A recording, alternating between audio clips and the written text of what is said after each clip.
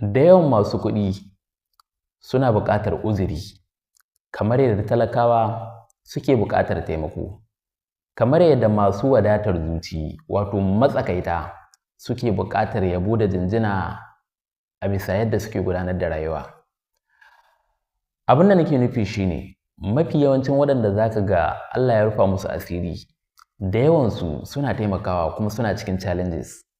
Da yawansu sukan yi ƙoƙari su yi ma mutanen da za su iya yi. Akwai waɗanda wani lokaci akan cimma ƙarfinsu, amma kai matsayinka na talaka ba za ka iya ganewa ba, saboda kai dai kawai abin da ka sani shine akwai shi kuma a baka. To lalle ya kamata ka zama mai uzuri ba tare da an nemi ka yi uzuri ba.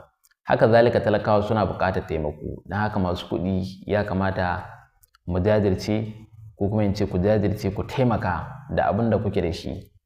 Duk yadda kake da shi, ko da kaɗan ne, ka yi ƙoƙarin taimakon wanda baya da shi. Da haka za mu canza rayuwarmu, da haka za mu rage yawan maroƙa, da haka za mu rage yawan maƙiya a tsakani, da haka kuma za mu samar ma kanmu ci gaba.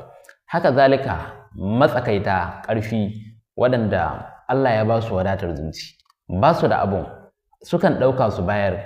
Abin da suke da shi ba don ya ishe su ba, saboda kawai a gudu tare a tsira tare. Irin waɗannan mutane suna buƙatar yabo, kuma suna buƙatar a jinjina musu, kuma suna buƙatar a riƙa saka irin su addu'a, domin kuwa suna ainihin yaɗa alkhairi, kuma abin da suke yi kusan shine abin da ma dai ke ƙara kawo mana kariya, domin Allah yana son wadatar mai zuci. Wanda yake da wadatar zuci, abin da aka bashi komai ƙarancin shi sai ya ga cewa Allah ya wadata shi.